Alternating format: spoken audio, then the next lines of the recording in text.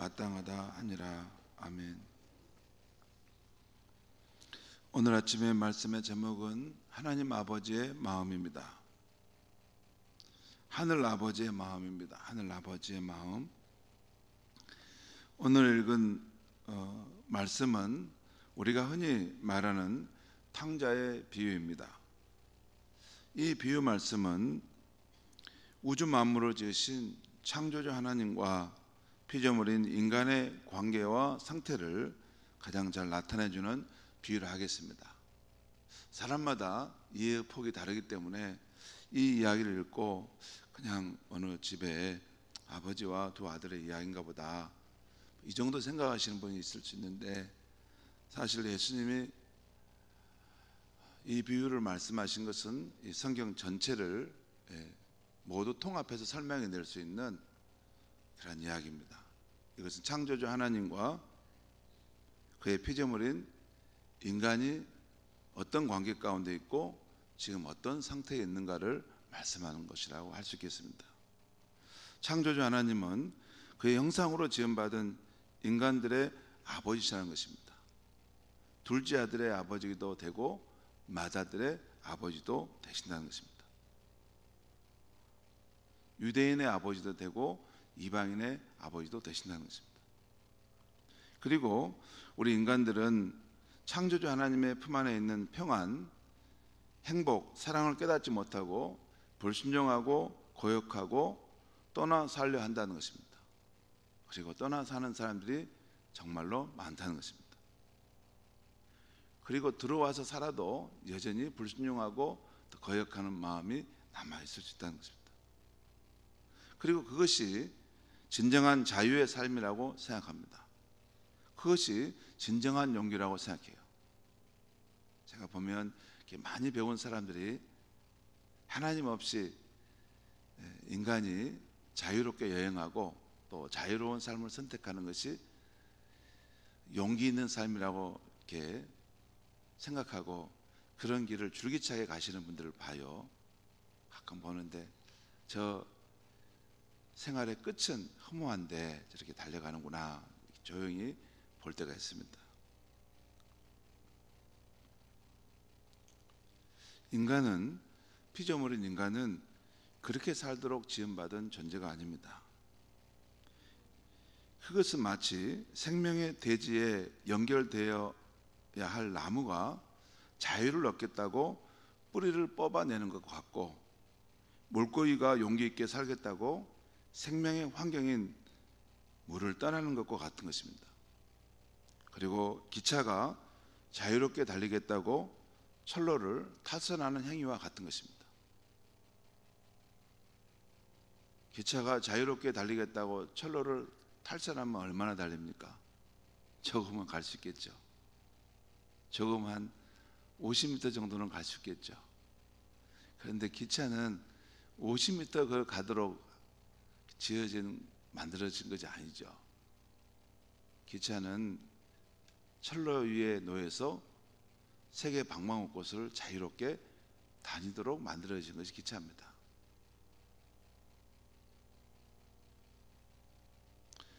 그런 행위들은 우리 인간이 생명의 시작과 건강한 삶, 살아갈 환경, 마음의 안식과 기쁨, 삶의 의미와 삶의 방향 등 모든 것을 창조주 하나님으로부터 얻어서 산다는 유한자의 한계를 무시하는 것입니다.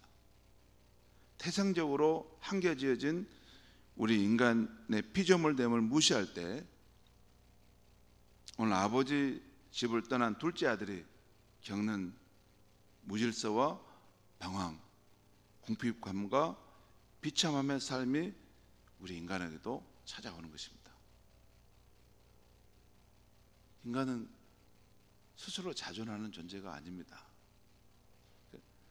똑똑한 것 같으면서도 어리석은 거죠. 여러분, 어떤 사람이 내가 이제 생명을 가지고 태어나게 되겠다 해서 태어난 사람이 있습니까? 어떤 사람이 내가 더 살아야 되겠다 해서 더 살 수 있는 사람이 있습니까? 어떤 사람이 나는 병에 안 걸리고 나는 일생 동안 나는 건강하게만 살다 갈 거야. 그렇게 할 수 있는 사람이 어디 있습니까? 그것은 자존자가 아니라는 것입니다. 인간은 자기 생명의 출발과 자기 생명의 연장을 스스로 할 수 없다는 것입니다. 그리고 우리가 살아가는 이 삶의 환경, 제가 대학 교수 다니는 분들, 정말 똑똑하신 분들을 보는데 그분들이 굉장히 똑똑한 것 같은데 우리가 살아가는 이 삶의 환경, 자기가 하나도 만들지 않았습니다. 이 아름답고 이 풍성한 이 삶의 환경을 자기가 존재하기 전부터 이게 다 있었습니다. 그러니까 인생의 길은 두 가지죠. 하나님을 믿든지 안 믿든지 두 가지인데, 만약에 하나님이 창조주는 것이 맞다면, 그 진리가 맞다면 하나님이 지어놓은 이 살기 좋은 환경에서 그는 살고 있는 것입니다. 그가 누리고 있는 모든 삶의 환경은 자기가 만든 것 하나도 없습니다. 자기가 똑똑해서 뭘 좀 이뤘다면 그것은 이게 뭐냐면 하나님이 거의 99% 다 만들어 놓은 거, 그 1% 정도 자기가 노력해 가지고 조금 뭘 이룬 것입니다. 그런데 그 1%에 이룬 것도 사실 하나님이 그에게 지혜를 주시고 총명을 주시고 남보다 더 창의적인 생각과 노력할 수 있는 끈기와 힘을 주셨기 때문에 그걸 조금 하나님께서 부여해 주셨어요. 그래서 남보다 좀 뛰어난 것입니다. 그런데 스스로 그것을 자기가 가지고 있는 것처럼 생각해서 마치 자존자처럼 살아가는 삶을 사는데, 그것은 오늘 이 둘째 아들이 아버지 집을 떠났을 때 겪어야 하는 그러한 방황과 궁핍과 비참함의 삶의 끝으로 달려가는 것입니다. 그리고 이 혼돈과 방황과 궁핍, 비참함의 삶은 우리가 살고 있는 지금 이 세상만이 아니라 죽음 이후에서도 자신이 선택한 결과대로 겪게 되는 것입니다. 여러분, 죽음 이후에 천국과 지옥을 가는 것은 어떻게 결정되는지 아십니까? 악한 죄인이 지옥 가는 거, 의인이, 세상에 의롭다 하는 사람 천국 가는가? 그렇지 않습니다. 더 중요한 것은 예수를 구주로 그가 믿고 하나님과 화해했느냐 하는 것입니다. 하나님의 눈에 보실 때는 다 인간은 하나님을 떠나서 죄악된 길을 걷고 있는 것입니다. 사람들 사이에서는 우리가 좀 더 너는 의인이고 너는 악인이고 이렇게 분간하지만 하나님 보실 때는 진짜 도토리 키재기입니다. 너도 다 거기서 거기다는 거예요.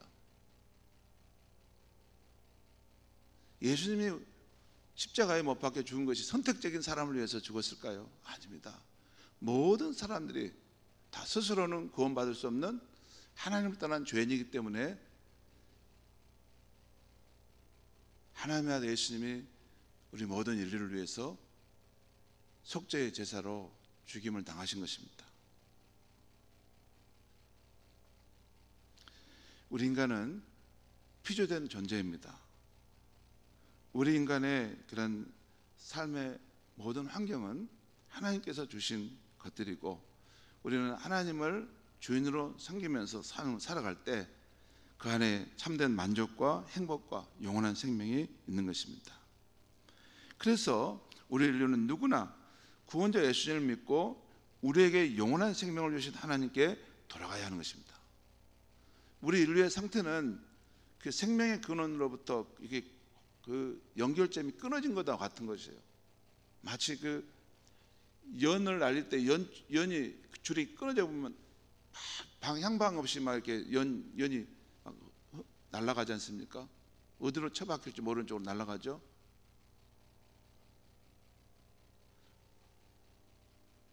우리 인간의 실존은 마치 그 연줄이 끊어져 가지고 그 연이 이 방향을 잃고 막 이렇게 날아다니는 것 같은 것입니다. 다시 우리를 이렇게 잘 날릴 수 있는 생명의 주가 되신 하나님께 다시 우리가 연결돼야만이 우리의 삶의 질서도 잡히고 마음의 평안과 안정도 잡히고 삶의 의미와 방향도 잡히고 그렇습니다. 그것이 창조주 하나님이 그 형상으로 우리를 지으신 목적입니다.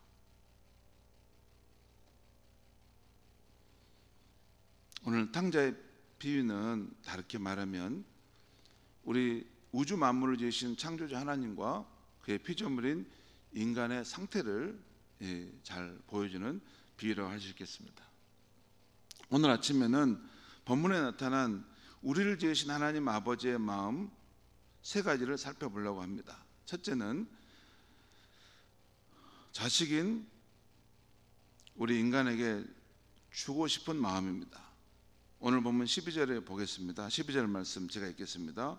그 둘째가 아버지에게 말하되 아버지여 재산 중에서 내게 돌아올 분깃을 내게 주셔서 하는지라.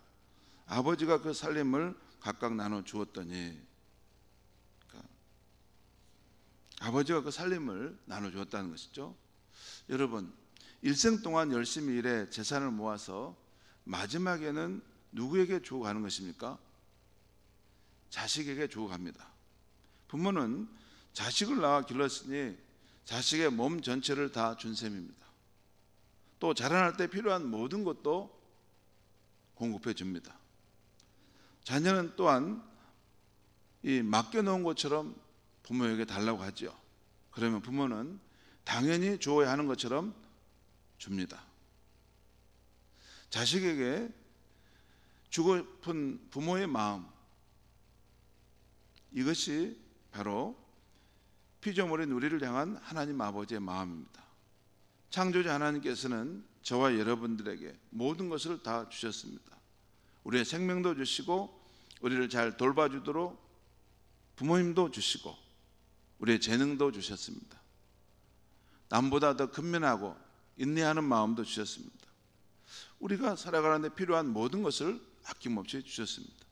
마지막에는 우리의 죄와 죽음의 문제를 해결하시기 위해서 자신의 독생자까지 주셔서 영원한 생명을 얻는 길을 열어주셨습니다. 자식을 위해서 모든 것을 후해 주시는 하나님 아버지의 사랑을 우리는 받고 살고 있는 것입니다. 그래서 우리는 늘 감사할 일인 것입니다. 두 번째, 오늘 본문에 나타난 우리를 지으신 하나님 아버지의 마음, 두 번째는 자식을 기다리는 마음입니다. 오늘 예수님이 말씀하신 이 아버지는 하나님 아버지인데요, 이 아버지는 집 나간 아들을 기다린 것입니다. 아버지와 함께 살고 싶지 않아서 재산을 몽땅 챙겨나간 아들이지만 아버지는 그의 아들이 돌아오기를 기다린다는 것입니다. 20절 말씀 한번 보겠습니다. 20절에 이에 일어나서 아버지께로 돌아가니라. 아직도 거리가 먼데 아버지가 그를 보고 치근히 여겨 달려가 목을 안고 입을 맞추니, 아버지가 얼마나 그 자식을 기다렸으면 아직도 거리가 먼데 그 자식이 오는 모습을 알아보았겠습니까?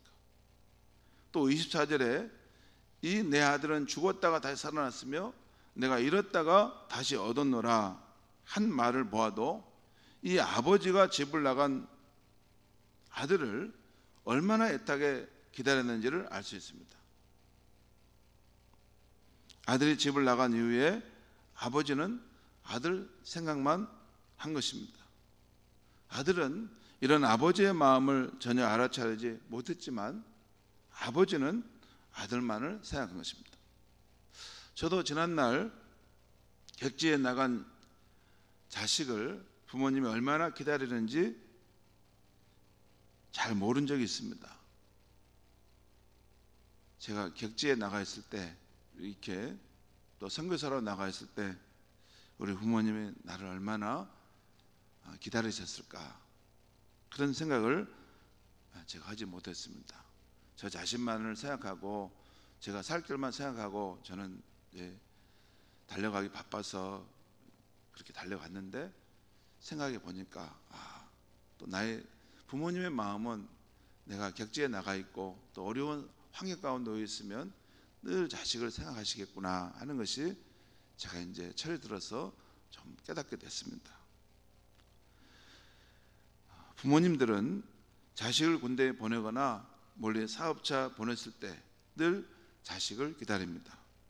또 새벽마다 깨워서 자식이 무사하고 잘 되기를 바라면서 기도하는 것입니다. 바로 이렇게 집 나간 자식이 험한 세상에서 고생할 것을 알기 때문에 자식이 돌아오기를 기다리는 마음이 하늘 아버지의 마음입니다. 어서 속히 회개하고 돌아오기를 간절히 기다리는 것입니다. 잃어버린 자식이 돌아오기를 간절히 바라시는 이 하나님의 마음을 위하는 활동이 바로 전도인 것입니다.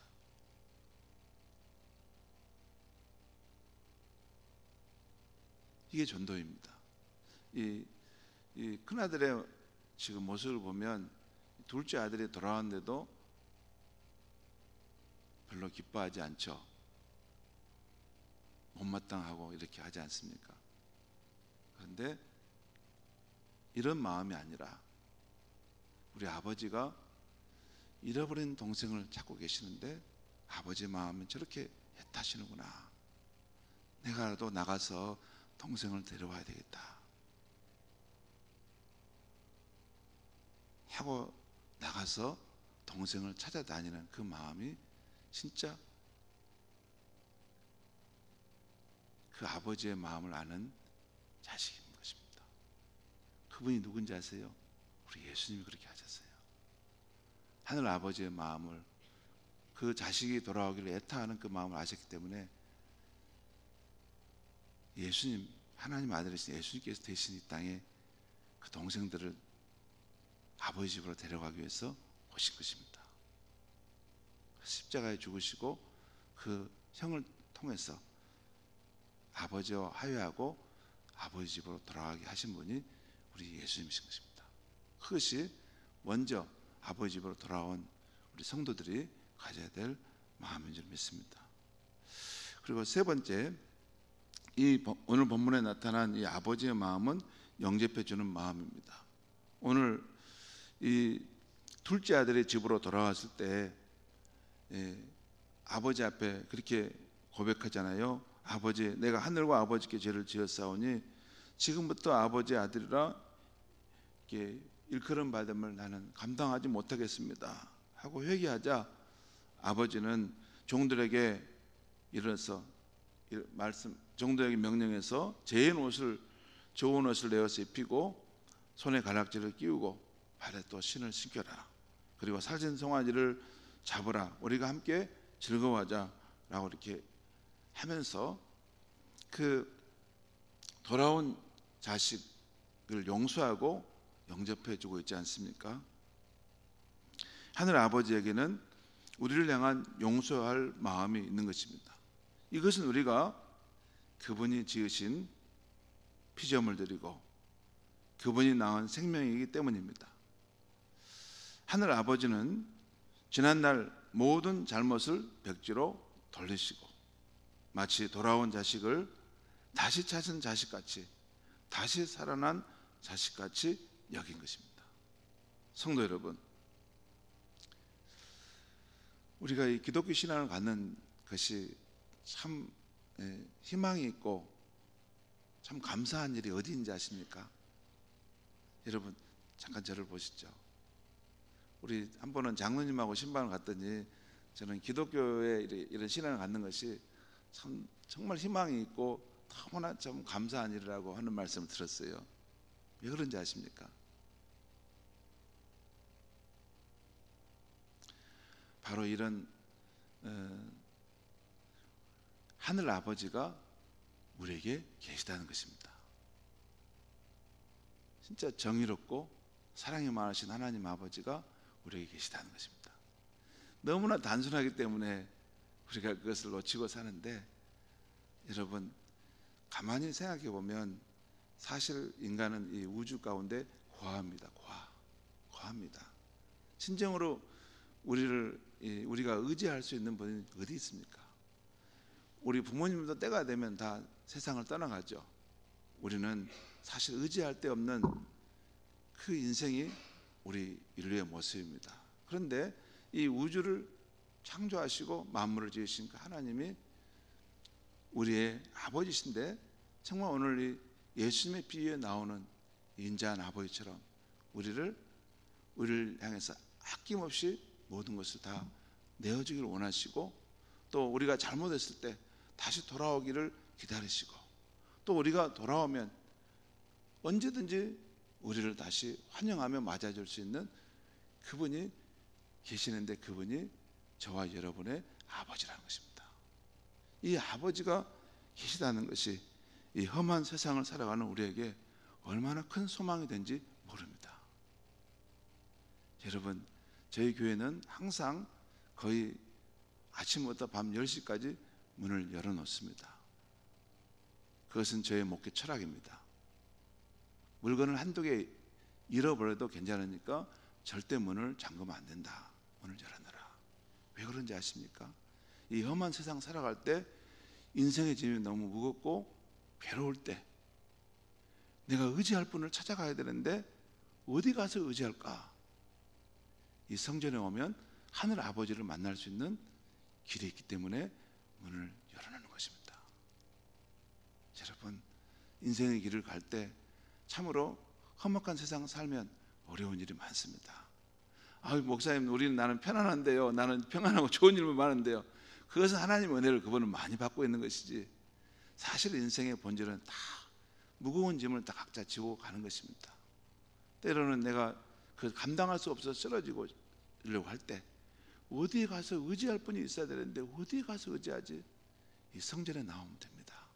이 성전은 하늘 아버지께 나아가 기도할 수 있는 가장 거룩한 곳이고, 하나님과의 그 생명의 줄을 연결할 수 있는 그런 거룩한 곳입니다. 이곳에 와서 많이 기도하시고 이 하나님 아버지의 그 깊은 사랑 속에서 이 세상의 삶을 승리하며 살 수 있기를 바랍니다. 기도하겠습니다. 하나님 아버지, 가장 가까이 있는 것, 또 가장 분명한 것이기 때문에 우리가 그것의 소중한 가치를 놓칠 수가 있습니다. 하나님 아버지, 우리 인생이 참으로 아무런 우연히 생겨난 것이고 또 우리 인생이 하나님 없는 존재로 살아가는 것이라면 우리가 사는 세상은 너무나 참 불안정하고 너무나 불공정하고 너무나 참 고통이 깊은 세상입니다. 이런 세상에 우리가 살아간다면, 마치 하나님이 없는 이 세상이라면 아무 소망 없이 살다가 사람이 생명을 끊는 일도 있겠지만, 하나님 아버지, 우리의 인생은 하나님께서 지어 놓으셨고 누구든지 예수를 구주로 믿고 나오면 그 하나님을, 창조자 하나님을 나의 아버지로 의지하고 살아갈 수 있다는 이 귀한 신앙을 우리에게 주셔서 감사합니다. 하늘 아버지, 오늘 예수님 말씀하신 참으로 인자하고 사랑이 많으신 그 하나님 아버지, 자식을 위해서 아낌없이 모든 것을 주시기까지 하시는 그 하나님 아버지가 바로 우리의 아버지라는 것을 알고 늘 하나님 아버지를 가까이 하고 그 하나님의 사랑 속에 살아가는 믿음으로 승리하는 우리들이 되게 하여 주시옵소서. 예수님의 이름으로 기도합니다. 아멘.